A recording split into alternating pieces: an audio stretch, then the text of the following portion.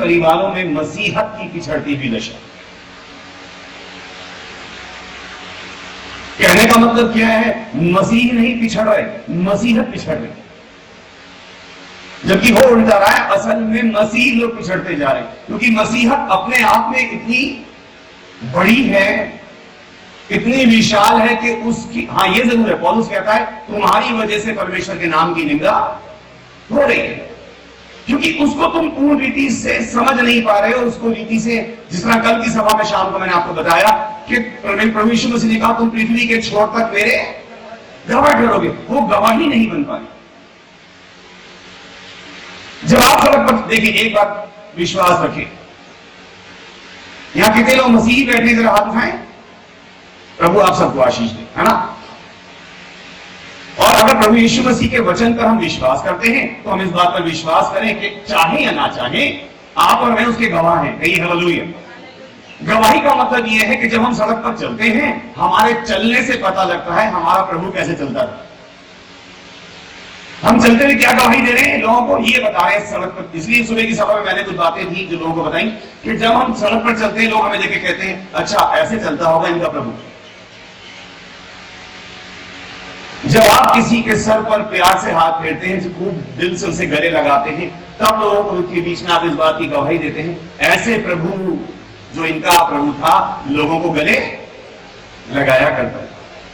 जब आप किसी को आशीष देते हैं, किसी को दुआ देते हैं, तब लोग इस बात पर विश्वास करते हैं कि इनका प्रभु इसी तरह लोगों को प्यार से आशीष देता हो। तो आप माने या ना माने, मैं परमेश्वर का दास होने के नाते उसकी सब अभिषेक वेदी से खड़ा होकर के आपको बता रहा हूं, आप उसके गवाह हैं। कहिए हालेलुया। अब गवाही आप क्या दे रहे हैं ये अलग बात है, क्योंकि बाइबल के अंदर लिखा है सच्चे गवाह भी हैं और बोलिए झूठे गवाह भी। Hallelujah hallelujah. जब तुमने इसकी बुराई उससे की, जब तुमने गाली के बदले गाली दी, जबकि मेरी बाइबल में लिखा है मेरे प्रभु के लिए उसने गाली के बदले कभी गाली नहीं दी। लेकिन आप इस बात को बता रहे हो कि तुम कौन से पेड़ के फल हो। अब प्रॉब्लम क्या हो रही है कि मसीही परिवारों में मसीहत क्यों पिछड़ती जाए? क्योंकि मसीही परिवारों को तो इसलिए परमेश्वर ने रखा कि वो और लोगों को खींच के ला सके यीशु मसीह के नजदीक। कहिए हालेलुया। लेकिन क्या प्रॉब्लम है कि हमारे घर लोगों के लिए बरकत का कारण नहीं बन रहे, बल्कि हम लोगों को बुला बुला के अपने घर में ला रहे हैं, आओ मेरे घर में दुआ करो ताकि मेरे घर में बरकत। जिस समय प्रभु यीशु मसीह ने उन पीढ़ियों को उल्टा, सर्राफों की और वो सब सामान बेचने वालों की, प्रभु ने कहा तुमने मेरे पिता के घर को डाकुओं की खो बना रखा है, जबकि तुम जानते हो कि खुदावन के कलाम में लिखा है मेरा घर प्रार्थना का घर। जोर से बोलिए प्रार्थना का घर। मेरा घर प्रार्थना का घर कहलाएगा। चलिए मेरे पीछे दबाइए। कहिए प्रभु ने कहा मेरा घर प्रार्थना का घर कहलाएगा। प्रार्थना का घर कहलाएगा। फिर बोलिए प्रभु ने कहा मेरा घर प्रार्थना का घर कहलाएगा। अब इसको उल्टा बोलते हैं। कहिए प्रार्थना का घर मेरा घर कहलाएगा। लेकिन सवाल यह है कि जो घर प्रभु ने आपको दिया, क्या वो एक प्रार्थना का घर है? आपके मोहल्ले में, आपके इलाके में, आपके कंपाउंड में, आपके शहर में, क्या आपका घर एक प्रार्थना के घर के नाम से पहचाना जाता है? एक बार की बात है, किसी ने मुझे एक एड्रेस दिया और मैं उस घर को पहली बार गया प्रार्थना करने के लिए। तो उन्होंने बोला कि आप वहां से मुड़िएगा और एक दुकान है, उससे पूछ लीजिएगा, हमारे घर पहुंचा देगा। तो मैंने वहां पहुंचा, एक परचून की दुकान थी, वो किराना स्टोर इसको बोलते हैं। तो मैंने उसको बोला भाई ऐसे ऐसे मिस्टर सोहन सुनाम के घर जाना है। बोले आप यहां से मुड़िए और लेफ्ट जाइए, जिस घर में सबसे ज्यादा जोर से टैग बजने की आवाज आ रही हो वही घर। मैंने कहा हो सकता है डैक ना बज रहा हो। बोले इम्पॉसिबल बात है सर, 24 में से 22 घंटे बजता है और इतनी जोर से बजता है कि पूरा मोहल्ला सुनता है और किसी की हिम्मत नहीं कि उनके खिलाफ बोल जाए। तो उनकी पहचान क्या है उस इलाके में? जोर से फिल्मी गाने डैक पे बजाने वाला घर। किसी को भी नाम पूछने की जरूरत नहीं है। वो साउंड ही पहुंचा देगा उस घर तक। आपकी पहचान क्या है? आपके घर की पहचान क्या है? आपके इलाके की आपके घर की क्या पहचान है? आपके इलाके के अंदर आपका घर किस चीज से जाना जाता है? पहला सवाल लिखो अपने पर्चे पे, मेरे घर की, मेरे इलाके में क्या पहचान है? हम कुछ भी नहीं बना सकते अपने घर को। हो सकता है आपके पड़ोस में एक 3 मंजिला मकान हो और आपके पास एक छोटी सी झोपड़ी हो सकता है आपके पास एक 1 रूम सेट हो सकता है आपके पास 3 रूम सेट हो सकता है आपके पास अपना नहीं किराए का मकान हो। आप हो सकता है अपने घर को बहुत सुंदर और बहुत अच्छा, बहुत ज्यादा उसमें कीमती शैंडलियर्स और लाइट और बहुत से मार्बल के पत्थर आप नहीं लगा सकते, लेकिन ये मेरा विश्वास है मेरे भाई बहन, आप में से हर एक जन अपने घर को एक प्रार्थना का घर बना सकता है। हालेलुया। और प्रभु कहता है प्रार्थना का घर तो मेरा घर कहलाएगा और मेरा घर प्रार्थना का घर कहलाएगा। अगर आपका घर एक प्रार्थना का घर है, विश्वास कीजिए वो परमेश्वर का घर है। कहिए हालेलुया। होता कई बार ऐसा है, अपन घर के अंदर एक चिट लगा देते हैं और उस चिट के ऊपर ऐसा लिखा है Christ is the head of this house. कितने लोगों ने ऐसी पर्ची लगी देखी लोगों के घरों में? मुझे हाथ उठाया करो जो मैं हाथ उठाने का। उस पर लिखा होता है Christ is the head of this house but I am the owner of the house. Hallelujah. बोले राशन कार्ड में एक फोटो लगी होती है, आप लोगों को पता है राशन कार्ड में हेड ऑफ द फैमिली की मोहर होती है, तो बोले इसमें यीशु मसीह की कोई फोटो लगाओ भाई। मैंने कमाल है, घर तो मैंने बनाया। वो दीवार की ठीक है बस, आमीन, क्योंकि उन लोगों को अंदर से पता है। राशन वाक्य जहां पे खत्म होता है वहां पर लिखा है, कलीसिया कहती है, दुल्हन कहती है प्रभु आ। उससे पहले लिखा है जिसने ये बातें कही है वो कहता है देख मैं शीघ्र आने वाला हूं। जरा आखिरी ऐड निकाले उसकी तरफ पढ़े, बहुत अच्छी बात है, पढ़ो। राशन वाक्य बिल्कुल एंड में पहुंच जाओ, उसकी सेकंड लास्ट वर्ड पढ़ो। बाकी बोलो अपनी आंखें बाइबल में रखें। जी से पढ़िए। जो इन बातों की गवाही देता है, जो इन बातों की गवाही देता है वो क्या कहता है? वह यह कहता है, वो ये कहता है हाँ मैं शीघ्र आने वाला हूँ। हाँ मैं शीघ्र आने वाला हूँ। शीघ्र बोले तो जल्दी, मैं बहुत जल्दी आने वाला हूँ। वो क्या कह रहा है? मैं कैसे आने वाला हूँ? जल्दी। सब बोली ना, जल्दी आने वाला हूँ। आगे आमीन। हे प्रभु आ, हे प्रभु आ। जल्दी नहीं, वो क्या कह रहा है? मैं कैसे आने वाला हूँ? जल्दी आने वाला हूं। वो क्या कह रहे? हाँ प्रभु आ जा। बोलो ना, जल्दी नहीं, वो कह रहा है मैं जल्दी आने वाला हूं। ये क्या कह रहे? जल्दी आ जा। हाँ प्रभु हाँ। जरा LIC मैच्योर हो जाए, क्योंकि हर व्यक्ति को, हर विश्वासी को, हर मसीह को यह विश्वास है कि यीशु मसीह एक दिन आएगा। कहीं आमीन। कितने लोगों को विश्वास है यीशु मसीह एक दिन आएगा? और जितने हाथ उठे सबको विश्वास है आज नहीं आएगा। एक दिन आएगा, लेकिन प्रभु कह रहे देख मैं शीघ्र आने वाला हूं। 4:15 बजे। क्या बात कर रहे प्रभु? अभी तो प्रोविडेंट फंड की मकान की भी छत नहीं गिरी, लेंटर अधूरा है, बेटी की शादी। क्या बात कर रहे प्रभु जी? वो कह रहा मैं शीघ्र। हाँ प्रभु यीशु हाँ, कोई जल्दी। प्रभु कह रहे फिर कब आऊं? मैं तो बहुत देर से दरवाजे पे खड़ा। बोले प्रभु आपको पता नहीं क्यों नहीं खोल रहा? नहीं तो कहने का पहली बात मैं चाहता हूं आप इस बात को सोचें, क्यों आपके और मेरे घरों में, परिवारों के अंदर वो चीज ठंडी और ठंडी और ठंडी होती जा रही है? पहला कारण मसीहत की पिछड़ती हुई दशा का पहला कारण। होशे नबी की पुस्तक उसका 4था अध्याय उसकी 6ठी आयत निकाल। मेरे ज्ञान के ना होने से मेरी प्रजा नाश हो गई। सबसे बड़ी जो कमी है मसीही परिवारों के अंदर वो ये क्या है? क्या है? परमेश्वर का ज्ञान। ज्ञान की तो बहुत आयत है लोगों की। मैं कई लोगों के घरों में जाता हूँ, लाइब्रेरी की लाइब्रेरी है उनकी, किताबें ही किताबें। ज्ञान तो बहुत है, ज्ञान तो इतना बाइबल बताती है कि ज्ञान इस कदर भर जाएगा संसार के अंदर। सवाल ये नहीं है कि लोगों के पास ज्ञान कितना है, सवाल ये है क्या उनको अपने परमेश्वर का ज्ञान है? यशायाह नबी की पुस्तक उसके पहला अध्याय निकालें करके कहा है तो मुझे याद आई, उसका तीसरा पद पढ़े। यशायाह पहला अध्याय का तीसरा पद क्या लिखा है उसमें? यशायाह का 3 आयतें नोट करते जाना, मैं बताऊं।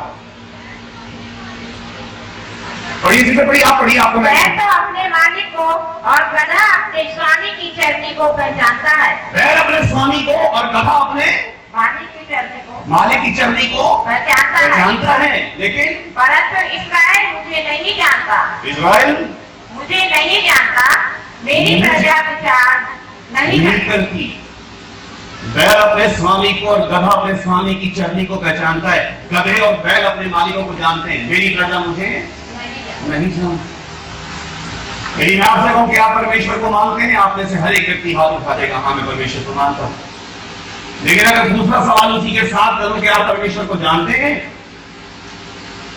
तो हो सकता है जितने उठे हुए हाथ हैं आधे से ज्यादा नीचे हो जाए।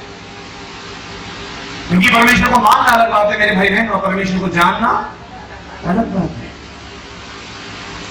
आप में से कितने लोग परमेश्वर को जानते हैं? क्योंकि जानने के लिए मिलना जरूरी है। क्योंकि जानने के लिए मिलना है, जानने के लिए उसके साथ समय बिताना पड़ेगा, उसको क्या पसंद है, उसको क्या नापसंद है, उसके साथ सुबह शाम रात दिन की संगति करनी पड़ेगी। क्योंकि आप सिर्फ उसे उतना ही जानते हैं जितना आप उसको सामने देख रहे हैं, अंदर से वो क्या है उसके लिए आपको उसके साथ वक्त बिताना पड़ेगा। कहीं हालेलुया। और जानना तो इतना खतरनाक चीज है मेरे भाई बहन कि लोगों की मैंने जीवन में देखा है, शादीशुदा जीवन में 30, 40, 60 साल गुजर जाते हैं, साथ रहते रहते पति पत्नी एक दूसरे को नहीं जान पाते। हालेलुया। वो जान ही नहीं पाया आज तक कि उसकी पत्नी क्या चाहती थी, वो समझ ही नहीं पाई उसका हस्बैंड उससे क्या मांग रहा। मांगने और जानने में बहुत फर्क है। क्या तुम परमेश्वर को जानते हो? गधा अपने स्वामी को की चरनी को पहचानता है, मेरी प्रजा मुझे नहीं जानती। और इसलिए नहीं जानती, उनको दुनिया भर का ज्ञान है, उनको पोस्ट ग्रेजुएशन पीएचडी और पता नहीं किस किस चीज में उन्होंने लीड पे डाली और पता नहीं क्या क्या कर डाला। लेकिन बाइबल का परमेश्वर कहता है मेरे ज्ञान के ना होने से मेरी प्रजा नष्ट होती। काश उसे मेरा ज्ञान होता, परमेश्वर का ज्ञान। प्रॉब्लम क्या है कि उस ज्ञान का प्रगटीकरण हमारे परिवारों में नहीं हो रहा। हम बहुत सी बातें अपने घरों में करते हैं सिवाय परमेश्वर के ज्ञान। अज्ञानता के कारण मेरी प्रजा बंधुआई में जाती है। अज्ञानता के कारण मेरी प्रजा बंधुआई में जाती है। इसीलिए आज मसीही लोग पता नहीं कितने ज्यादा बंधनों में। Praise the Lord. अज्ञानता के कारण मेरी प्रजा कहां चली गई? बंधुआई में चली गई। अगर वो जानती, पौलुस कहता है, जो लिखते हुए कहता है इसलिए कि शैतान का हम पर दांव ना चले, क्योंकि हम उसकी युक्तियों से अनजान नहीं है। शैतान का दांव उसी पे नहीं चलेगा जो उसकी युक्ति से अनजान नहीं है। लेकिन बहुत से लोगों को तो पता ही नहीं कि उसकी युक्ति कितनी कहां कैसे कैसे युक्ति चलाता है। वो आपके घर के कोने में किस तरह से बसा हुआ है। वो अभी थोड़ी देर में बताऊंगा। कोने में बैठा है वो, उससे इतनी रत्ती भर भी चिंता नहीं है। आप 2 घंटे के लिए चर्च जाओ, आप 4 घंटे के लिए जाओ, दिन में 6 बार बाइबल पढ़ो, 7 बार घुटने टेक के दुआ करो, it hardly makes any difference. कुछ भी फर्क नहीं पड़ता। उसको एक बात पता है, क्योंकि इसके अंदर अज्ञानता है, इसलिए ये मेरी। कितने लोग विश्वास करते हैं कि मिस्र में भी इजरायली प्रार्थना यहोवा से ही करते थे? कहीं हालेलुया। विश्वास करते तो हाथ उठाइए ना। प्रार्थना यहोवा से ही करते थे, लेकिन आप लोग थे तो गुलामी के अंदर। फिरौन ने कभी उनसे नहीं कहा कि मेरे देवताओं के सामने सर झुकाओ। प्रार्थना यहोवा से करनी है, करो, लेकिन रहोगे मेरे गुलाम बनकर। कहिए हालेलुया। और ये शैतान का दांव, वो कहता है जितनी मर्जी हालेलुया चला, लेकिन रहेगा मेरा ही गुलाम बनकर। कहां जा रहा है? बोले चर्च जा रहा हूं। बोले 2 घंटे के लिए, 4 घंटे के लिए जा। घूम गया, मैं यही हूं घर में, मैं यही बैठा हूं। लौट कर तो वहीं से आएगा, आया ठेका होते गए। बोले बाइबल लेके क्यों नहीं आ रहे? बोले 2 थैले कैसे उठाएंगे? अगर बाइबल का थैला उठा लिया तो लौटते हैं। अब बाइबल लेकर उस दुकान पे जाना अच्छा नहीं लगता ना। मसीही परिवारों में मसीहत की पिछड़ती भी अच्छा, इसका जिम्मेदार कौन कहां पर है? क्योंकि कई बार क्या होता है, हर बात का दोष दे दे के शैतान को लगाते हैं। शैतान मेरे घर में बड़ा काम कर रहा है, मतलब शैतान ने मेरे घर को बर्बाद। आप क्या सोचो, आप हर चीज का दोष शैतान पर लगा दो, कहते शैतान ये कर रहा है, शैतान ये कर रहा है। तुमने उद्धार फिर किस चीज से पाया? तुमने छुटकारा किस चीज से पाया? अब तो तुम मसीह हो, अब तो तुम छुटकारा पाए हुए इस्राएली हो। अब कोई ना कोई तुम्हारे जीवन में गड़बड़ ऐसी है जिससे परमेश्वर ना खुश है, और अब तेरे पे विपत्ति परमेश्वर ने भेजी है। आमीन। बचपन से बड़े गीत गाते हैं, कल भी वो गीत शायद कागज पे छपा हुआ था, संडे स्कूल में सिखाया गया था हमें, और बड़प्पन तक अब तक गाते हैं। उस गीत में ऐसा लिखा है, परम पिता की हम, कई लोग आगे बहुत थक गए दोपहर में स्तुति के, ऐसी स्तुति मत देना भाई से। परम पिता की हम वो ही है जो, उसका एक पैरा बहुत अच्छा है, मुझे बहुत अच्छा लगता है। उसमें ऐसा लिखा है, घोंसले को बार बार तोड़कर उसने, किसने? घोंसले को बार बार तोड़कर उसने किसने? जोर से बोलिए ना। तो कई बार तुम्हारे घोंसले को कौन तोड़ेगा? वो मतलब शैतान मेरे घर में क्या कर रहा है? शैतान कुछ नहीं कर रहा भाई, ये घोंसला परमेश्वर ने तोड़ा। आमीन। शैतान मेरे जीवन में कहीं नहीं है, ये घोंसला किसने तोड़ा? अभी तो बता, एक मुसीबत गई थी, बोलो दूसरी आ गई। ये प्रभु ने कहा है ना बेटा, तू बचपन से कहा ना बार बार तोड़कर, तो बार बार तो तोड़ेगा बेटा, अभी तो बहुत बार तोड़ेगा। चले, प्रभु ने मुझे बहन से मिलवाया, उसका नाम नवमी है, वहीं कहीं रहती है अंदर से। नवमी बाइबल में कैसा कैरेक्टर है? उसके हस्बैंड ने सोचा यहां पर अकाल पड़ गया भाई, चलो वहां चले, वहां पे रोटी है, चलो नवमी चले। नवमी भी पीछे पीछे, वहां जाके हस्बैंड, दो जवान बच्चे, दोनों की शादियां कर दी, घर बस गया, रोटी भी मिल गई। सबसे पहले परमेश्वर ने उसके हस्बैंड को मारा, उसके बाद उसके दोनों जवान बेटों को खत्म कर दिया। सिर्फ नवमी को एक बात समझाने के लिए, हो सकता है मेरी बेटी उस देश में अकाल है, लेकिन उस देश में मैं हूं। नवमी वापस आ जा, अगर अभी भी नहीं मानेगी तुझे भी खत्म कर दूंगा। उसका हस्बैंड भी मर गया, उसके दोनों जवान बच्चों को परमेश्वर ने मार दिया।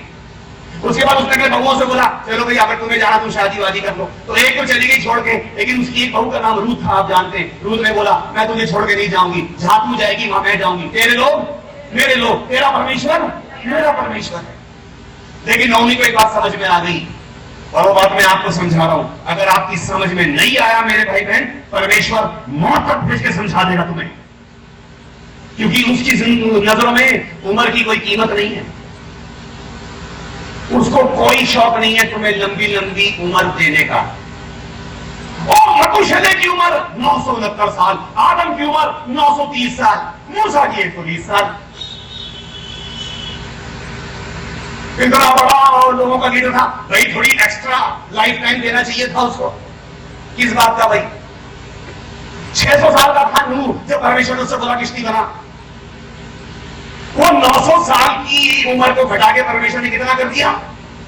बोलिए ना, 120 साल। जो काम उसने 900 साल में लेना वो 120 में ले लेगा, और जो 120 साल में लेना है वो तुमसे शायद 40 साल में ले ले। और अगर तुमने 40 साल में वो काम पूरा कर दिया तो हो सकता है तुम 969 साल वाले से भी ज्यादा धन्य ठहरो। आमीन। तुम क्या सोच रहे हो? हर बर्थडे पे अपने केक पे फूंक मार मार के तुम क्या अपनी उम्र रोक ले रहे? लोग कह रहे हैप्पी बर्थडे, तुम क्या सोच रहे हो कि तुमने फूंक मारी तुम्हारी उम्र की मोमबत्ती रुक गई? जरा तुम कितनी भी फूंके मार लो, विश्वास करो तुम्हारी उम्र की मोमबत्ती का मोम प्रतिपल पिघल रहा है और धागा भी प्रतिपल जल रहा है। आमीन। और एक फाइनल फूंक ऊपर से आएगी, जिस मोमबत्ती को दोबारा कोई जला नहीं पाएगा। सवाल यह है कि वो बुझने से पहले क्या करके जा रही है संसार के अंदर? दिया तो दिया है, बुझ जाएगा। इस दिए से क्या कोई दिया जलाया तुमने? सवाल ये नहीं कि तुम प्रभु में आ गए, सवाल ये तुम्हारे जरिए कितने प्रभु में आए हैं। सवाल ये नहीं कि तुम दिए बन गए, तुम बड़ा टिंटे मारे रोशनी कर रहे हो, क्या तुमने इस दिए को बन के किसी को कुछ दिया है? और प्रॉब्लम यही है कि हमारा घर एक प्रार्थना का घर नहीं बन पाया, क्योंकि हमारे परमेश्वर के ज्ञान के ना होने से हम बंधुआई में चले गए। और दोनों चीजें लिखी हैं वहां पर, ये शायद की याद दोबारा पढ़ना। इसलिए अज्ञानता के कारण हाँ मेरी प्रजा जी बंधुआई में जाती है। हाँ उसके प्रतिष्ठित पुरुष जो है ना, प्रतिष्ठित कौन? ऊंचे पद वाले, उनकी क्या हालत है? भूखे मारते। भूखे, भूखे का क्या मतलब? ये नहीं कि उनके घर में रोटी नहीं है, भूखे वो जो सुबह में बता रहा था, क्योंकि खुद खाने के लिए तो दूसरे को बोलो ना, कहां से खिलाएंगे? भूखे मर रहे हैं। और जो साधारण लोग हैं उनकी क्या हालत है? वो प्यास से, वो कल भी प्यासे थे, आज भी प्यासे। प्यासे के प्यासे कलीसिया में जाते हैं, कन्वेंशन में जाते हैं, क्रूसेड में जाते हैं, सेमिनार में जाते हैं, जैसे प्यासे के थे वैसे के प्यासे। क्योंकि जिसके अंदर जाना था वो पानी, उस कटोरे को तो उल्टे रखा है आज तक। कल हम पासा साहब के घर में टिके आने के बाद, और जहां पे उन्होंने हमें रुकवाया वहां पर बड़े प्यारे प्यारे 2 घड़े रखे थे। हम लोग तो घड़े का पानी पिए मुद्दत गुजर, लेकिन उसको देख के मेरी वाइफ ने कहा देखो कितने प्यारे प्यारे चिकने घड़े हैं। हालेलुया। मैंने कहा चिकने हैं लेकिन प्रभु का धन्यवाद करो सीधे रखे, कहीं उल्टे रखे होते नहीं तो और ज्यादा चिकने होते। मत्ती 18-20 का प्रचार बहुत होता है, और जब भी कहीं प्रार्थना सभा होती है वहां पे हम हमेशा प्रभु के आयत रिमाइंड कराते हैं, प्रभु तेरे वचन में लिखा है जहां कहीं 2-3 मेरे नाम से इकट्ठे होते हैं वहां मैं उनके बीच में होता हूं। और मैंने आपको पढ़वाया ये आयत है मत्ती 18-20। कहीं आमीन। कितने लोग विश्वास के साथ कह सकते हैं कि 20 से पहले 19 आता है? हाथ उठाना। कितने लोग विश्वास कर रहे हैं 20 से पहले 19 आता है? हाथ उठा दो। Very good. क्या मैथमेटिक्स है आप? और 19 ही, अच्छा 20 ही तो ऐड पढ़िए ना, पढ़ना। क्योंकि इसका मतलब है ये बात अधूरी है। इसका मतलब ये क्योंकि एक्सप्लेनेशन है किसी वो बात का जो बात इससे पहले कह दी गई। असली बात ये नहीं है, असली बात वो है जो उससे पहले कह दी गई और तुम्हें समझ में नहीं आई, इसलिए एक्सप्लेन करने के लिए कहा गया है क्योंकि। तो 19वीं आयत में क्या लिखा है? फिर मैं तुमसे कहता हूँ जी, यदि तुम में से 2 जन हाँ, पृथ्वी पर किसी बात के लिए हाँ, जिसे वे मांगे हाँ, एक मन होगे जी, तो वह मेरे पिता की ओर से एक मन के हो। एक मन होके नहीं, एक मन के हो, ऐसे लिखा। तो वह हाँ, मेरे पिता की ओर से जो स्वर्ग फिर मैं तुमसे कहता हूं कि पृथ्वी पर तुम में से 2 जन किसी बात के लिए जिसे वो चाहे, फिर मैं तुमसे कहता हूं, पढ़िए, फिर मैं तुमसे कहता हूँ यदि सुबह की बाइबल क्लास में मैं बता रहा था नया नियम 2 शब्दों पे टिका है। कितने लोग सुबह की बाइबल क्लास में हाथ उठाइए? Very good. सुबह क्या बताया मैंने आपको? नया नियम 2 शब्दों पे टिका है। किस पे? यदि और तो। यदि और तो मैं तुमसे कह रहा हूं यदि तुम में से इस पूरे जुबली कन्वेंशन में, इन सैकड़ों की भीड़ में, यदि तुम में से 2 जन, क्योंकि प्रभु को पता है हजारों की भीड़ होगी, मुश्किल से 2 होंगे जो एक मन के होंगे। और कहीं गलती से यदि तुम में से कोई 2 जन एक मन के हो तो जो वो चाहेंगे मेरे स्वर्ग के पिता की ओर से उनके लिए हो जाएगा। क्योंकि जहां कहीं 2 या 3 मेरे नाम से, साथ ही साथ क्या कह रहा है, एक मन से इकट्ठा होते हैं वहां उनके बीच में। Praise the Lord. मैं आपको एक बात बताऊं, एक भाई होने के नाते हो सकता है आपकी पूरी उम्र बीत जाए और आपको कोई एक व्यक्ति भी संसार में ना मिले जो आपके साथ एक मन का हो। और अगर कभी मिल जाए तो अपनी बाइबल के पहले पर्चे पे उस व्यक्ति का नाम लिख देना। दुनिया जहां देख कर दोगे बहुत मुश्किल से कोई एक मिलेगा जो तुम्हारे साथ एक मन का होगा।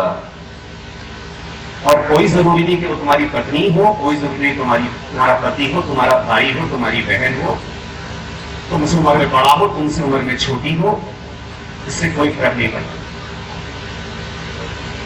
एक मन होने का मतलब है जब प्रभु के सामने मांगो तो दोनों के दिल में एक जैसा दर्द, एक जैसी पीड़ा, एक जैसा बोझ, और उसके बाद जब प्रार्थना का उत्तर आ जाए तो दोनों के दिल में एक जैसा आनंद। हालेलुया। ऐसा एक व्यक्ति ढूंढो इस संसार के अंदर, क्योंकि प्रभु कह रहा है ये नहीं कि जहां 2 या 3 दिन नाम से इकट्ठे होते हैं वो आ जाता है। उससे पहले कह रहा है यदि तुम में से 2 जन किसी बात के लिए, और हो क्या रहा है मसीह परिवारों के अंदर उनकी पिछड़ती हुई दशा का सबसे बड़ा कारण यह है, लोग एक छत के नीचे रहते हैं लेकिन एक मन नहीं हो पाते। एक कमरे के अंदर मैंने देखा, उस कमरे में वाइफ रह रही, उस कमरे में हस्बैंड रह रहा है। अभी मैं जयपुर में गया प्रचार करने के लिए, और वहां पे जिस घर में मैं गया उस भाई ने बोला भैया हमारे घर के बीच का दरवाजा हमेशा बंद रहता है। मैंने क्यों? बोली मेरी वाइफ और मेरी दोनों बेटियां उधर रहती है और मैं अकेला इधर रहता हूँ। रहते एक ही घर के नीचे, महीनों में एक दूसरे की शक्ल देखने में। प्रार्थना करो। मैंने कहा प्रार्थना ऐसे नहीं होगी, प्रार्थना दरवाजा मेरे सामने आप खोलेंगे। उन्होंने बोला उनकी भाई उनकी बेटी को बुलाया, प्रार्थना की, प्रभु का धन्यवाद। चारों ने रो रो के प्रभु के सामने पश्चाताप किया और उसी दिन वो दरवाजा खुल गया। उस दिन के बाद से उस रात को चारों ने एक साथ एक कमरे में बैठ के खाना खाया। अभी संसार में क्या एक मन होंगे? हम तो घर में ही एक मन नहीं हो पा रहे। अभी तो मेरा बेटा मेरी नहीं सुन रहा, मेरी बेटी मेरी नहीं सुन रही। उसको परमेश्वर के विषय में आपने क्या बताया है? क्या ज्ञान दिया है उसको परमेश्वर का? क्या खिलाया है उसको? उसके प्रतिष्ठित पुरुष भूखे मर रहे और उसके साधारण लोग प्यास से hallelujah, praise the Lord, praise the Lord. एक आयत निकालिए मेरे साथ, यूहन्ना रचित सुसमाचार उसका 8वां अध्याय और उसका 37 पद।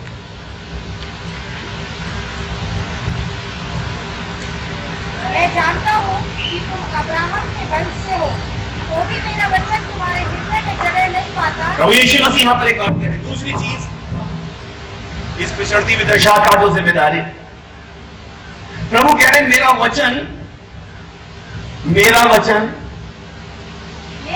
तुम्हारे हृदय में जगह, मेरे वचन की जगह तुम्हारे घर की दीवारों पर है, इसलिए तुम तुम्हारी कैसेटों में है, तुम्हारे कैलेंडरों में है, तुम्हारी डायरियों में है, तुम्हारे स्टिकर दरवाजे पे लगे हुए स्टिकरों में है, तुम्हारी बड़ी कलरफुल बाइबल में अंडरलाइन हुई भी है मेरा वचन। लेकिन मेरा वचन तुम्हारे दिल में जगह नहीं पाता। जगह नहीं। मेरा वचन सब जगह है, बस वही नहीं है जहां पे उसको होना है। मेरा वचन तुम्हारे दिल में जगह नहीं पाता। आगे लिखा है इसलिए तुम मुझे मार डालना चाहते हो। उसका कलाम कहां है? आप मुझे दिखा सकते हैं भैया देखो मैंने, क्योंकि मैं जहां भी जाता हूं बहुत से बच्चों को और यूथ लोगों को डायरियां भी डायरियां भर गई हुई। वो ऐसे लगाते थे मेरे आगे माइक और छोटा कॉलर माइक और बस कंटिन्यूस रिकॉर्डिंग रहती है उनकी। क्या करोगे इतनी कैसेटें भर के और क्या करोगे इतनी डायरियों को भर के और बाइबल को अंडरलाइन करके, अगर वो वचन तुम्हारे दिल में ही जगह नहीं कर सकता। मसीही परिवारों में मसीहत की पिछड़ती हुई दशा का दूसरी जिम्मेदारी ये है कि उसका वचन हमारे घर की दीवारों तक लटक के रह गया, हमारे और हमारे बच्चों के दिल में जगह उसने नहीं पाई। लिखा है जो मन में भरा है वो मुंह पर आता है। और मतलब और बर्दाश्त की भी तो हद होती है ना। अब उसने इतना मेरे को कर दिया, मेरे मुंह पे भी गाली आई गई। मुंह पे गाली आ नहीं गई भाई, अंदर थी उसने निकलवा दी। वो तो अंदर ही थी, उसने बस बाहर निकलवा, क्योंकि लिखा है जो मन में भरा है वही मुंह पर आता है। वो तो अंदर ही था, तो निकल बदला क्या? लिखा पौलुस कहता है तुम्हारी बुद्धि के नए हो जाने से तुम्हारा चाल चलन बदलता जाए। वो बुद्धि नहीं कब होगी? निकोदेमुस से कह रहे हैं जब तक कोई नए सिरे से पैदा ना हो खुदावंद की बादशाहत को देख नहीं सकता। मेरा वचन तुम्हारे दिल में जगह नहीं पाता। मेरा वचन तुम्हारे दिल में जगह नहीं पाता। सबसे बड़ी कमी है उसके कलाम की जो हमारे घर के अंदर शायद बंद होके और दब के रह गया है। Praise the Lord, praise the Lord. और इसके लिए आप शैतान को जिम्मेदार नहीं ठहरा सकते। ओ शैतान ब्रदर बाइबल पढ़ने नहीं देता, ओ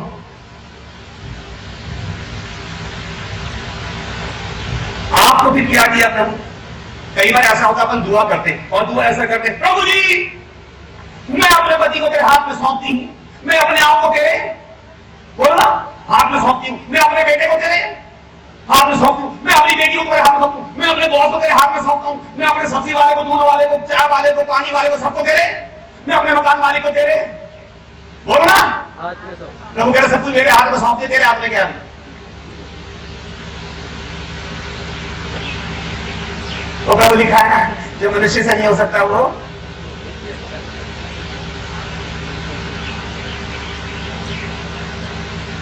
आओ हम मनुष्य को अपने स्वरूप के अनुसार अपनी समानता में बनाएं और वो इस पृथ्वी पर अधिकार रखें।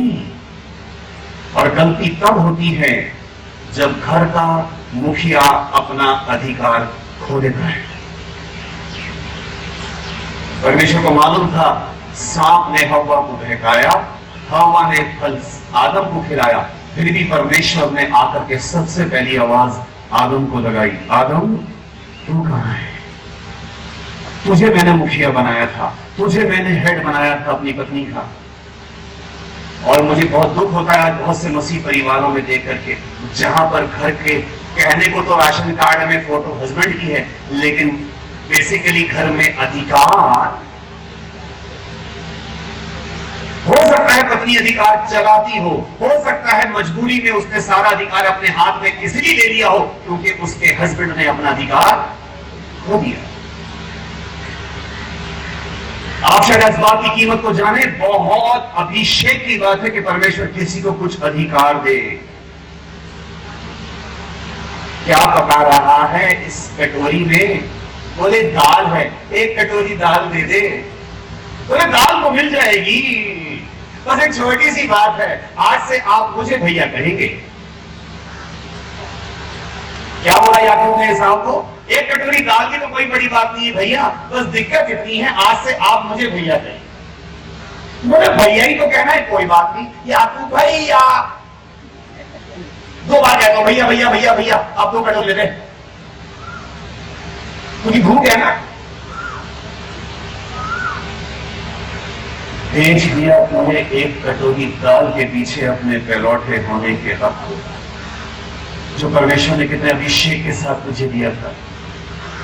और ऐसे ही एक कटोरी दाल के पीछे न जाने कितने मसीही परिवारों में मसीही लोगों ने अपने अधिकारों को बेच दिया है।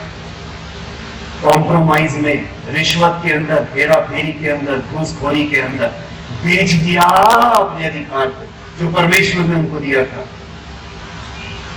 क्या रोया है उसके बाद अपने बाप के पास आकर के, क्या तेरे पास कोई भी बरकत बाकी नहीं बची मुझे देने के लिए? तो कह रहा बेटा बाल को छूटे तो मैंने सारी बरकतें अपनी तरफ से तो मैंने तुझे ही दी थी। बोले वो तो वो ले गया, वो ले इसीलिए गया क्योंकि तूने अपने अधिकार को। मसीही परिवारों में मसीहत की पिछड़ती हुई दशा का तीसरा कारण यह है कि उस परिवार में जिसको परमेश्वर ने मुखिया बनाकर अधिकारी बनाया, आज उन्होंने अपने अधिकार को खो दिया। प्रार्थना करो बदर, बेटा मेरे कहने में नहीं। प्रार्थना करो बदर, बेटी मेरे कहने में नहीं। प्रार्थना करो बदर, बीवी मेरे कहने में नहीं। अब ब्रदर की प्रार्थना से कुछ नहीं होगा भाई। जब परमेश्वर ने तुझे मुखिया बनाया था, जब तू उसे अपने वश में नहीं रख सका, तो जाहिर बात है कोई ना कोई सांप तो उसे बहका ही देगा। आमीन आमीन देगा। आमीन आमीन। बाइबल बताती है आदम नहीं बहकाया गया बल्कि हवा बहकाई गई। क्यों बहकाई गई? क्योंकि उस समय आदम उसके पास नहीं था। तूने अपने अधिकार को खो दिया, तूने उसे उसके हाथ में छोड़ दिया और वो तो तैयार बैठा ही बैठा है। मेरी बहनें यहां पे बैठी हैं, मेरी पत्नी भी यहां पर है। मुझे एक बात बताओ, आप जब लोग कलीसिया में बैठते हो सर क्यों ढांकते हो?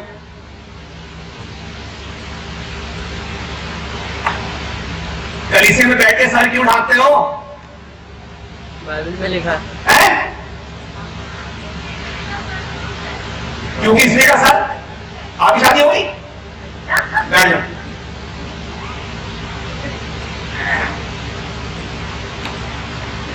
स्त्रियां सर क्यों ढांकती है कलीसिया में? क्योंकि लिखा है जो स्त्री नंगे सर रहती है अपने सर का अपमान करती है और जो पुरुष सर ढक के प्रार्थना करता है वो अपने सर का अपमान करता है। क्योंकि स्त्री का सर पुरुष है, पुरुष का सर, लेकिन फिर भी आप क्यों सर ढकती हैं आपको पता है? ओ बदल प्रभु को इज्जत बोलना अब कलीसिया में है बदल आफ्टर ऑल। मैं एक दिन देखा एक लड़की, वो बड़ी गौर से मेरा वचन सुन रही, बाद में देखा वो चुन्नी के अंदर उसने हेडफोन लगा के एफएम चल रहा उसमें मोबाइल में, और मुझे क्या लगा बड़े गौर से वचन सुन रही, कितना मजा ले रही है बेचारी। ये नहीं पता वो मजा 93.8 रेड एफएम का ले रही। पहला कलम किया उसका 11वां अध्याय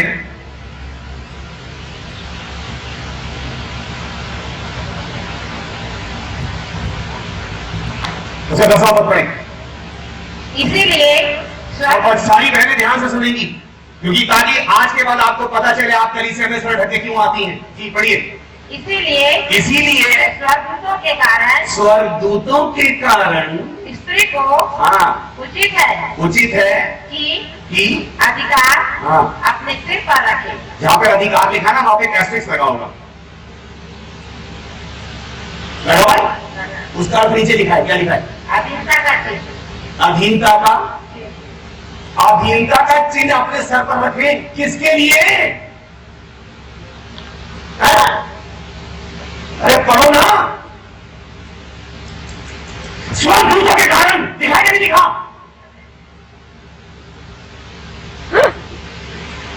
आज ही तक अरे दिखाई नहीं दिखा है, जवाब दो। मैं तो पूछ ही रहा हूं, जवाब तो मैं दे दूंगा, तुम तो कुछ बोलो। जिंदा लाशों कुछ तो बोलो। हाँ लिखा है, पहले पढ़ा था आगे पढ़ा।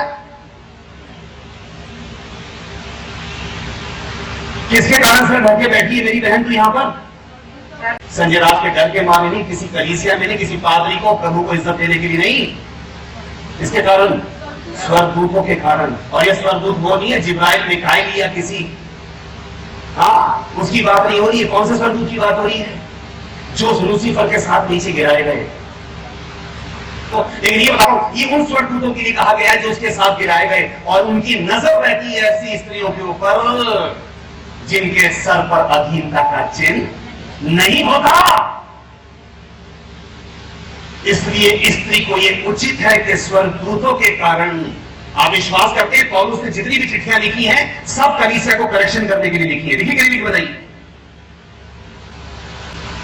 अपनी मर्जी के मुताबिक परमेश्वर के वचन को तोड़ और मरोड़ के, मैं इसलिए तुम्हें समझा रहा हूं मेरी प्यारी बहनों, तुम स्वर्गदूतों के कारण इस चिन्ह को अपने सर पर रखना।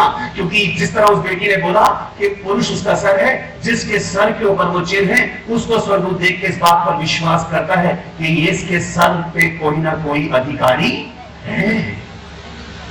वरना उसको पलक झपकते देर नहीं लगती कि जहां आदम अपना अधिकार खो देगा वहां वो हवा को अपने कब्जे में कर लेगा, और जहां पर आप अपना अधिकार खो देंगे वहां पर वो उस जगह को अपने कब्जे में कर लेगा। हालेलुया! तैयार बैठा है वो उस बात के लिए कि कहां तुम अपना अधिकार छोड़ो और वो अधिकार ले ले, कहां तुम अपनी औलाद में से अपना अधिकार छोड़ो और वो तुम्हारी औलाद को अपने अधिकार में करे, कहां तुम अपनी पत्नी में से अधिकार छोड़ो वो तुम्हारी पत्नी को अपने अधिकार में कर ले।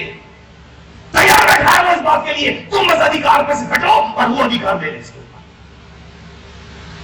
तुम्हें पता होना चाहिए तुम कलीसिया में बैठे कर साथ बैठे क्यों बैठी है? मेरी बहन किसी को इज्जत देने के लिए नहीं, स्वर्गदूतों के कारण। लिखा कि लिखा आप ही किताबों में से पढ़ा रहा हूं, अपनी तरफ से किताबें छाप के नहीं लाया। तुम्हें पता होना चाहिए तुम्हें क्यों क्यों क्यों कर रहे हो उस काम को। वो तो तैयार बैठे हैं। इसलिए परमेश्वर ने आदम से कहा, आदम तू कहां है? तेरे होते हुए काम कैसे हो गया? तुझे मैंने अधिकार बनाया था, तुझे अधिकार मैंने दिया और तुमने उस अधिकार को खो दिया। आज मसीही परिवारों में मसीहत की पिछड़ती हुई दशा का सबसे बड़ा जिम्मेदार उस परिवार का मुखिया है। और प्रभु ने क्या कहा उससे? तेरे कारण भूमि, तेरे कारण तेरा परिवार शापित है, तेरे कारण तेरा जीवन शापित है, तेरे कारण तेरी कलीसिया शापित है, तेरे कारण तेरा शहर शापित है, और तेरे कारण पूरी भूमि शापित है, शापित है। तेरे कारण, क्योंकि तूने अपने अधिकार को खो दिया। और दो में से एक ही चीज हो सकती है, या तो आशीष है या शाप है। हालेलुया। और दोनों चीजें एक साथ नहीं रह सकती। हालेलुया। तेरे कारण कोई जिम्मेदार नहीं है। बोले शैतान मेरे घर में ये कर रहा है, शैतान मेरे घर में ये कर रहा है, पड़ोसी ने जादू टोना कर दिया, उसने ये कर दिया, तेरे कारण हो रहा है सब कुछ। दिखाए जो बाढ़ तोड़ेगा उसको सांप डसेगा ही डसेगा। जब परमेश्वर ने कहा तुझे कि तूने बाढ़ की हिफाजत क्यों नहीं की?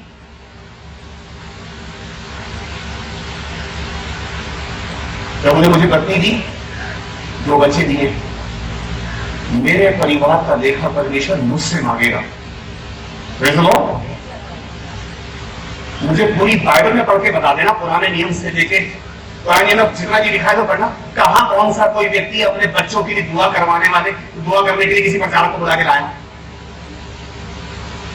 किसी नबी को बुलाया मेरे बच्चे को दुआ दे। जहां भी दुआएं दी हैं, बाप ने अपने बच्चे के सर पे हाथ रख के दुआएं दी कि नहीं दी? बताइए। बाप ने बुलाया है, अपने बच्चों के सर पे हाथ रख के उनको दुआएं दी। जब तुम ही अपने बच्चों को दुआएं नहीं दोगे तो बाहर वाले क्या खाप देंगे? तुम सुबह से शाम तक अपने बच्चों के लिए दुआएं देते हो, जब वो घर से बाहर जाना के लिए वालों उसके सर पे हाथ रख के कहते हो प्रभु इस संसार में अंधकार ही अंधकार और दुष्टता ही दुष्टता है, मैं अपने बेटे को और अपनी बेटी को प्रभु तेरे हिफाजत में देती हूँ, इसको शरीर आत्मा प्राण से तेरे लहू में छिपा के भेजती हूँ प्रभु कि ये तो संसार में जाए, संसार इसके अंदर ना ले पाए। दुनिया में बहुत कुछ है जो मेरी बेटी को बहका देगा, मेरे बच्चे को मुझसे दूर कर देगा, तुझसे दूर कर देगा प्रभु। मैं घर में रहूंगा, ये 10 घंटे 12 घंटे बाहर रहेगा प्रभु, तू इसकी हिफाजत करना। जब तू उसके सर पे हाथ रख के बाहर नहीं भेज रहे, बाहर कौन उसकी लिए दुआ करेगा? ये फर्ज एक बाप का है, एक माँ का है कि जब वो सुबह स्कूल जा रहा है, कॉलेज जा रहा है, कहीं भी जा रहा है, तुम अपने बेटे के सर पे हाथ रख के दुआ करो। हालेलुया। मत सोचना कि कोई बाहर से प्रचारक आएगा और जब सब कुछ हाथ से निकल जाएगा, ब्रदर इसकी भी दुआ करो, मेरी नहीं सुनता। सुबह क्या सीक्रेट है? परमेश्वर कह रहा वो मेरी नहीं सुनते, तेरी भी नहीं सुनेगी। उसी परिवारों के अंदर पौलुस कहता है, दूसरे ग्रंथों लिखते हुए कहता है, विश्वासी का अविश्वासी से क्या नाता? अविश्वासियों के साथ असमान जुए में ना जुटो। लेकिन मसीह लोग कर रहे हैं धंधा, कर रहे हैं बिजनेस अविश्वासियों के साथ, शादियां कर रहे हैं, माँ बाप के गले में लटक गए, नहीं मिलेगी तो मर जाऊंगा, ट्रेन के नीचे चढ़ जाऊंगा, जहर पी लूंगी। उसके बाद कह रही है तू ही मेरी जिंदगी का जहर बन गया।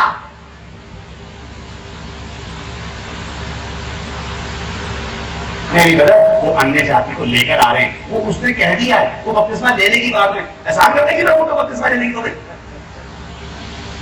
बपतिस्मा लेने प्रभु में क्या एहसान है भाई? प्रभु में क्या एहसान है? और मैं तुझे विश्वास से कह रहा हूं, वो बपतिस्मा नहीं लेगी, अब तू जाके मंदिरों में मत्थे टेकेगा।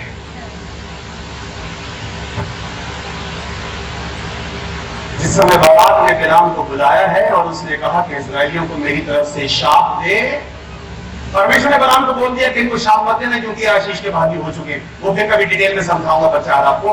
लेकिन वहां पर जब बिलाम को यह बात समझ में आ गई, सारी सिचुएशन बाहर हाथ से निकल गई, उसने बालाक को एक स्कीम समझाई। उसने कहा एक काम कर, तू चाहता ना कि इस्राएलियों का बेड़ा गलत हो जाए? बोले हाँ। बोले काम कर, इनके अंदर जब अपनी सुंदर सुंदर लड़कियां भेज दे और जहां पे भी मिक्सिंग हो जाएगी, ब्लड मिक्स हो जाएगा, उनकी शादियां ये अपनों से कर लेंगे और अपनी उनसे कर देंगे, परमेश्वर का शाप ऑटोमेटिकली इनके ऊपर आ जाएगा।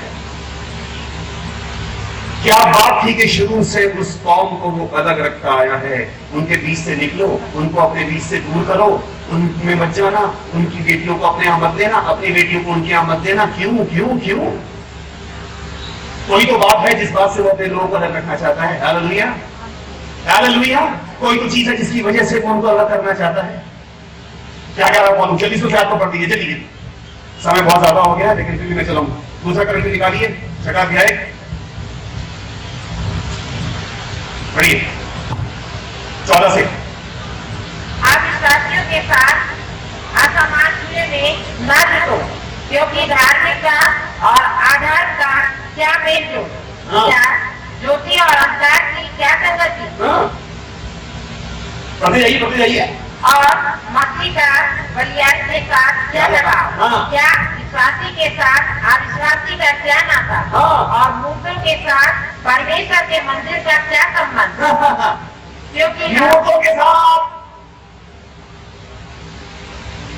चलिए सब बोलिए, मूर्तों के साथ मूर्तों के साथ। Very good. हाँ, जरा पहला मूर्ति निकाल और उसका छठा अध्याय, उसका 19 पद पढ़िए।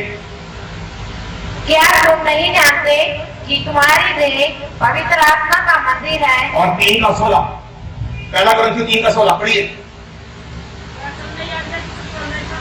क्या तुम नहीं जानते कि तुम, बोलते यही बोलते जाइए, क्या तुम नहीं जानते कि तुम परमेश्वर का मंदिर हो? अगर पौलुस ग्रंथियों से पूछ रहा है, मैं आपसे पूछ रहा हूं, क्या तुम नहीं जानते कि तुम परमेश्वर का मंदिर हो? कितने लोग जानते हैं क्या परमेश्वर का मंदिर है? कितने लोग जानते हैं कि वो परमेश्वर का मंदिर है? हाथ उठाइए प्रभु के सामने, कहिए परमेश्वर में आपका मंदिर है। बोलिए ना,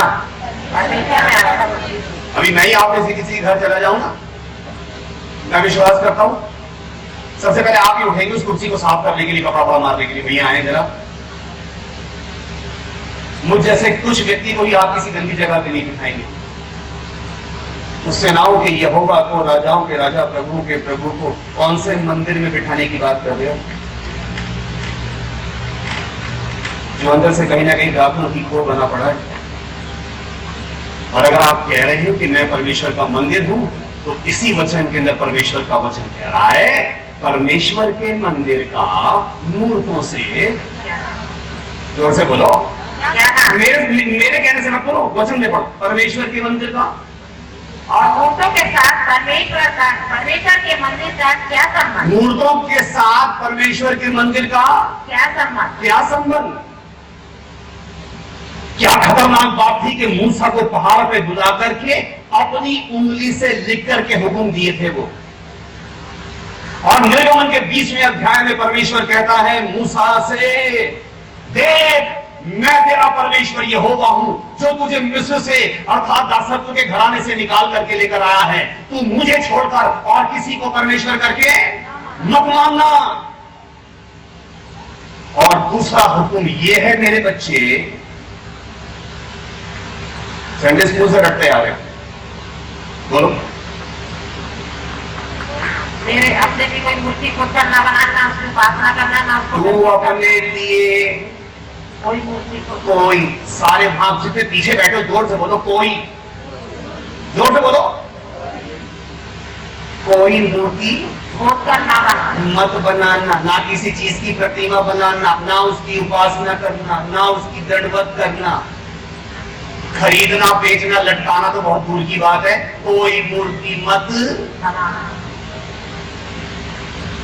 प्रभु जी हमने तो मूर्ति बनाई, परमेश्वर कह रहा तेरा मुंह मेरी तरफ है बेटा, और मेरा मुंह वो देख रहा है जो तेरी पीठ के पीछे हो रहा है। कहिए हालेलुया, हालेलुया।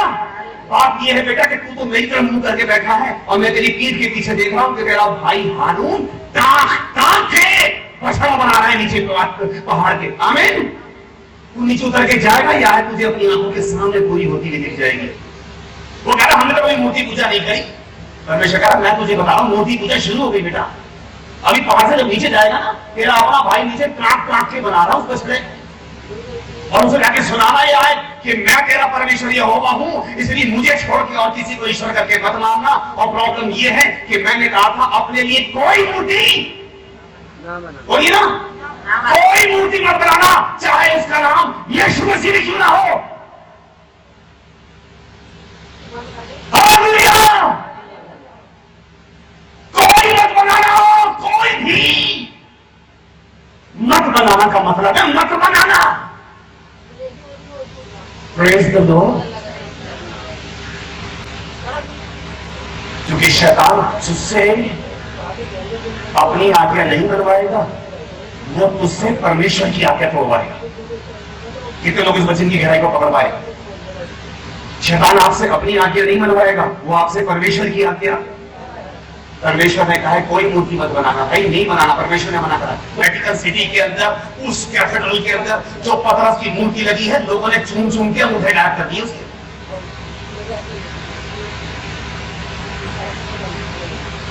बरकत कैसे आएगी? बदल हाय है तुम्हारे जीवन के ऊपर, जो लिख करके दी थी आयत, सबसे पहले तुमने उसी को तोड़ दिया और आज मसीही सबसे ज्यादा मूर्ति पूजा में गिर गए। ये तो यीशु मसीह की, इसमें क्या बुराई है? तूने देखा यीशु मसीह को?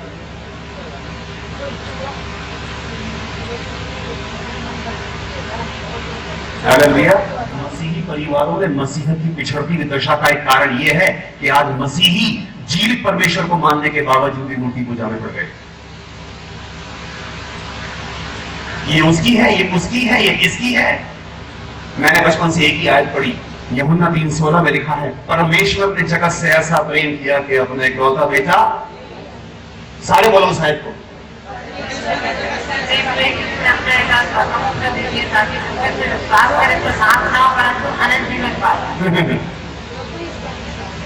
आप एक एक कराएंगे, लेकिन प्लीज ये पेन ले आइए तो आपके हाथ में।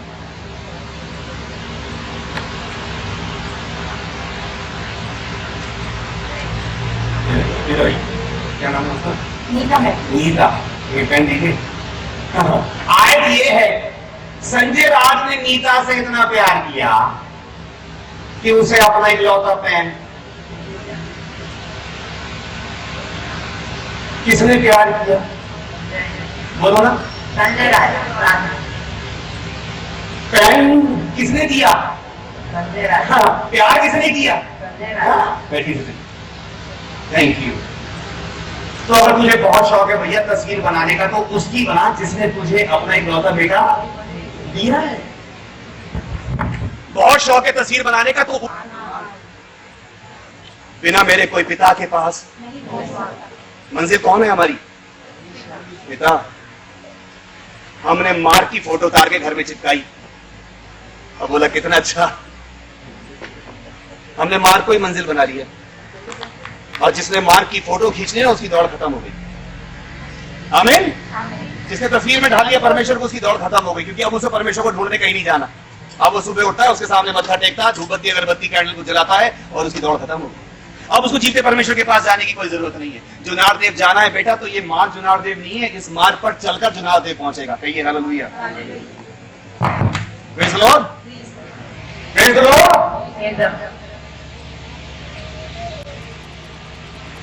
एक बड़ी खतरनाक चीज मसीह परिवारों के अंदर भी पहुंच गई है, और उसे इंडिया में बड़ी अच्छी तरह से प्रमोट किया जा रहा है, और उसका नाम है फेंग शुई। शायद आप उसके बारे में बहुत थोड़ा जानते हैं। अरे बता, ये तो विंड चाइम है, इसको दरवाजे पे लटकाओ ना, बड़ी प्यारी प्यारी ट्यून। तुझे नहीं पता एक ट्यून के साथ कितनी दुष्टात्मा अंदर आती है, दूसरी ट्यून के साथ कितनी भाग जाती है। ये तो मतलब लाफिंग बुद्धा है, ना वो बुद्धा है भाई, ना वो लाफ रहा है। आप देखना, उसमें से एक के हाथ में माला है, उसमें से एक के हाथ में चौड़ा सा पंखा है, एक के हाथ में एक छोला है, और आपको पता ही उसका मतलब क्या होता है। घरों में सजा के रखने, इसको ईस्ट में लगाओ तो ऐसा, वो वास्तु तो ये बता रहा है, मतलब मेरे घर का दरवाजा इधर, मेरा बाथरूम इधर, मेरा टॉयलेट इधर, मेरा किचन इधर, और किसी ने बोला अगर ऐसे ऐसे ऐसे कर लोगे तुम्हारा बड़ा फायदा होगा। एक बात याद रख, तेरा फायदा किस चीज के अंदर है, ये सिवाय तेरे प्रभु के और कोई नहीं जानता। आमीन। आमीन। कोई वास्तु शास्त्र और कोई फेंग शुई तेरे जीवन को नहीं बदल सकता। हाँ, ये जरूर है कि इसके जरिए दुष्टात्मा तेरे घर के अंदर पूरी तरह से बस जरूर जाएगी। ये एरोमा थेरेपी है ब्रदर, इसमें ये वाली कैंडल जलाओ तो ये वाली स्मेल आती है, ये वाली जलाओ तो ये वाली आती है। तुझे क्या पता उस खुशबू के साथ कितनी दुष्टात्मा तेरे घर के अंदर बैठ। Praise the Lord. बहुत से लोग टीवी के विरोध में प्रचार करते हैं, मैं कभी टीवी के विरोध का प्रचार नहीं करता, क्योंकि टीवी में बहुत कुछ ऐसा है जिसको सीख करके हम बहुत कुछ अच्छा जान सकते हैं। मैं परमेश्वर का धन्यवाद दे सकता हूं कि टीवी बहुत सी चीजों के लिए अच्छा भी है और बुरा भी है, लेकिन सबसे बड़े धन्यवाद की बात यह है कि उसका कंट्रोल आपके हाथ में है। कहिए हालेलुया। आप जब कोई मकान बनता है तो मकान बनने से पहले उसका नक्शा एक कागज के ऊपर बनाया जाता है। आमीन। आमीन। उसको ब्लूप्रिंट बोलते हैं। और विश्वास करना, अगर अपने बच्चों के लिए आपके पास कोई ब्लूप्रिंट नहीं है ना कि आपने उसको क्या बनाना है, तो शैतान के पास बहुत अच्छे अच्छे ब्लूप्रिंट हैं उसको बनाने के लिए, और वो बना देगा। मेरी जवान सिस्टर 13 का पहली आयत पढ़े, 13 का पहली। यहोवा ने मूसा से कहा, मैं पढ़ाऊं कि क्या मनुष्य के क्या पशु के इस्राएलियों में से जितनी अपनी अपनी मां के जेठे हो, जेठे बोले तो पैरोठे हो, उन्हें मेरे लिए पवित्र मानना, वो तो मेरा ही है। दिया तुम्हें है बोला मेरा। और उसके बाद 12 में पढ़ो। तब तुम में से जिसने हाँ। तब तुम में से हाँ। जिसने अपनी अपनी माँ के बेटे हो उनको, और तुम्हारे पशुओं में से जो ऐसे हो उनको भी यहोवा के लिए अर्पण करना। उनको यहोवा के लिए अर्पण करना।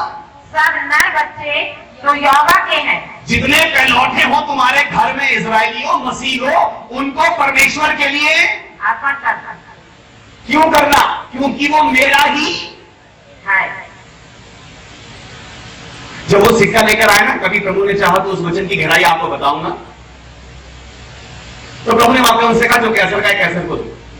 और परमेश्वर की तो वहां पे कोई बात नहीं थी। प्रभु ने वो लाइन अपनी तरफ से क्यों ऐड कर दी कि जो परमेश्वर है वो परमेश्वर को दो?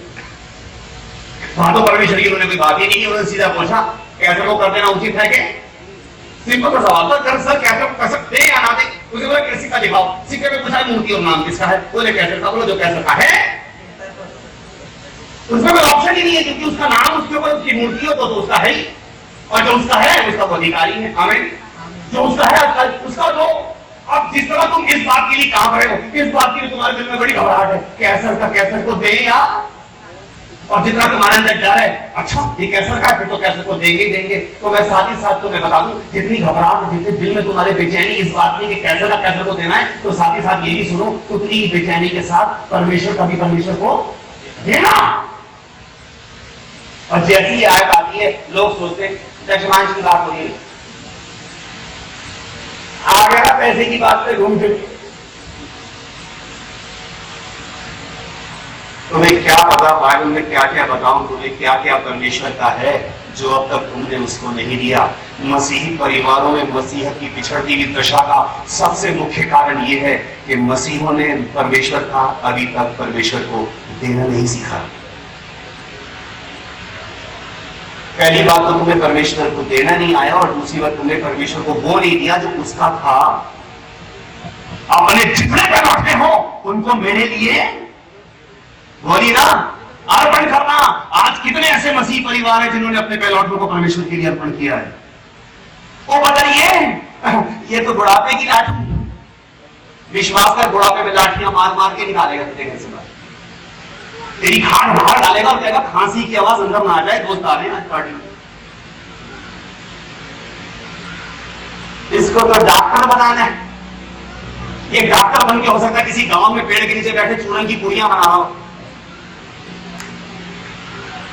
बना दे इसे खुदावंत का नबी, और देख बड़े बड़े डॉक्टरों को भी परमेश्वर इसके सामने झुका देगा। हालेलुया। इतिहास गवाह है इस बात का, परमेश्वर ने राजाओं के सब नबियों के सामने झुका दिए हैं। हालेलुया। नबियों ने अभिषेक किया राजाओं का।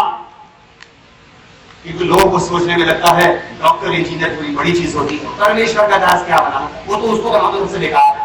जैसा बदल भी बता रहे थे, वो यीशु लेकर आया अपने बड़े बेटे को, सर मिस्टर शैम्बर ये हटाए से सामने से। अच्छा सेकंड, वो आया गंदा बरंदा सा बदबूदार, उसको देख के शैमुल ने बोला ये इजराइल का राजा होगा। हालेलुया।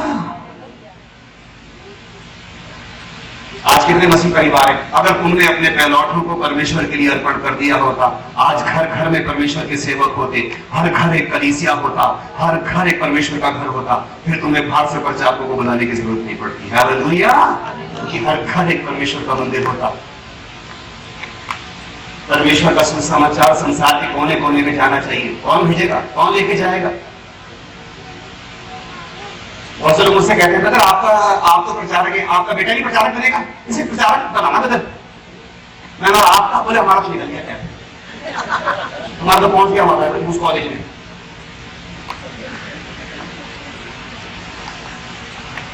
मैं ऐसे प्रचारक नहीं बना सकता। हाँ, मेरी पत्नी और मैं जिस दिन ये पैदा हुआ इसको परमेश्वर के भवन में जाकर परमेश्वर के लिए अर्पण कर दिया। हालेलुया। और इसके दिल में एक बात डाल दी, बेटा कि तू परमेश्वर का दास होने के लिए अलग किया गया है, प्रार्थना करके प्रभु तुझे इस्तेमाल करे। आमीन। Praise Lord. आगे छोटी सी सेव टाइप कर, आप लोगों की वीडियो बना, तब हो सकता है प्रभु उसको किसी और काम पे इस्तेमाल। ये जिम्मेदारी हम माँ बाप की है कि हम शुरू से उस ब्लूप्रिंट के अनुसार अपने बच्चों की इस इमारत को तैयार करें। हमारा संसार में बहुत कुछ है जो हमारे बच्चों को तैयार कर देगा। मसीह परिवारों में दरार, मैं उस आयत को आपसे पढ़वाया जहां कहीं 2 या 3 मेरे नाम से बोलिए ना, और इस चीज जो इकट्ठा शब्द है ना, सबसे बड़ा शैतान इसी चीज का विरोधी है। वो चाहता है कि लोग साथ रहे, इकट्ठे ना हो पाए। पति पत्नी एक छत के नीचे तो रहे, बच्चे एक साथ छत के नीचे रहे, लेकिन कहीं प्रभु के नाम में इकट्ठे ना हो जाएं।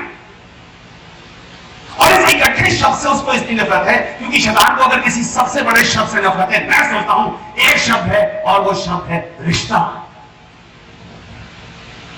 क्योंकि उसका अपना किसी से भी कोई रिश्ता नहीं है, इसलिए हर रिश्ते के अंदर वो दरार डालना चाहता है। उसको नफरत है रिश्तों से, पति पत्नी से, बाप बेटे से, हर घर के हर रिश्ते के अंदर दरार डालना चाह रहा है। इसलिए आज इतनी शादियां नहीं हो रही जितने मसीह परिवारों में डिवोर्सेस हो रहे हैं। अपनी उंगली से लिख करके कहा था तू हत्या ना करना, लेकिन मसीह परिवारों में सबसे ज्यादा अबॉर्शंस हो रहे हैं और धर्मी बन के जा रहे हैं चर्च के अंदर। लिखा था कि नहीं लिखा था कि तू हत्या ना करना? बोलो। करवा भी रहे हैं, करने में मदद भी करते। मसीही परिवारों में मसीह की पिछड़ती हुई दशा का कारण बता रहा हूं तुम्हें। हालेलुया। हत्यारे तुम, लुटेरे तुम, परमेश्वर का परमेश्वर को ना देने वाले लुटेरे तुम, बरकत के भागी हो गए। अपनी आंख पे से इस पट्टी को नोच के अपने हाथों से फेंक दो।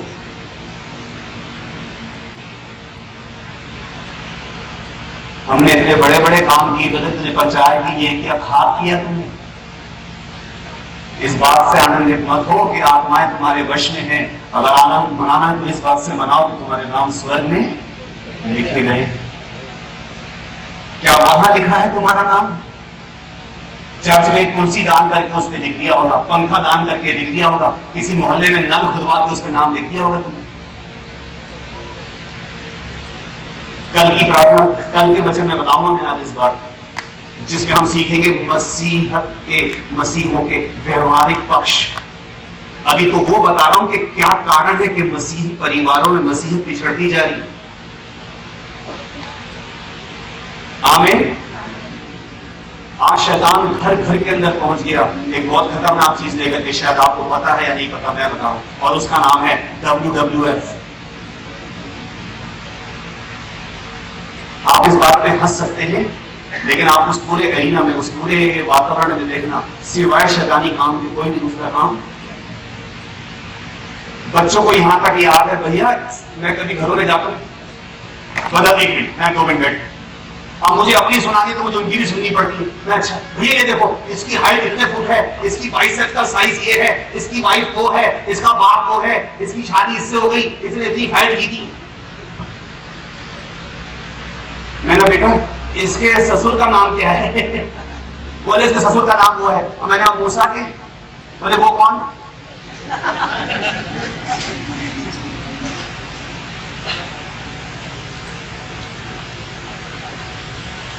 मसीही परिवारों में मसीहत की पिछड़ती हुई दशा बता हुआ।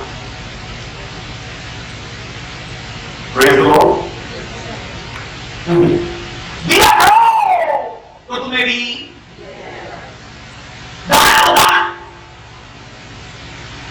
क्या जल्दी देखो दान दे बाबा, बेटा तू भी डाल दे, मैं भी डाल। अभी अपन घर से डिसाइड करते क्या एक का सिक्का बच्चा डालेगा, 10 करोड़ में डालेगा, ये घर से डिसाइड होगा। सालों से एक ही रेट चल रहा है हमारा। आपको एक बात सिखाता हूं, होगा कुछ नहीं, बहुत ज्यादा मेहनत नहीं करती, बस आपके ऊपर बरकत में थोड़ा सा फर्क आ जाए। वो ये है, देने तो आपने 11 रुपए, आप एक काम करो, अगले संडे से 10 करोड़ बच्चे के हाथ में देना, एक का सिक्का दूंगा। क्योंकि तुम आज उसके हाथ में एक का सिक्का पकड़ा लो, जब वो बड़ा होगा वो भी अपने बच्चे के हाथ में एक सिक्का पकड़ा लो, क्योंकि तुम्हारे पापा ने कोई समझ नहीं दी थी। लेकिन अगर तुम उसके हाथ में 10 का नोट दोगे ना, कल को बड़ा होकर प्रभु के यूज से बड़ा नोट निकालेगा। देने तो तुमने 11 ही है, देखो मैं तुम्हें कुछ ज्यादा एक्स्ट्रा पैसा देने के लिए नहीं कह रहा, लेकिन ऐसा सिक्का डालना 10 का उससे डालना। मसीही परिवारों में मसीहत की पिछड़ती हुई दशा का कारण ये है कि हमने अभी तक ना तो खुद देना सीखा, ना अपने बच्चों को देना सिखाया। हालेलुया। कितने लोग आज को सीख पा रहे हैं? देखो प्रभु की हुजूरी में हाथ उठा के बता, वरना मेरा प्रचार करना बेकार हो जाएगा। अगर आप कह रहे हैं प्रभु में हम कुछ सीख पा रहे हैं,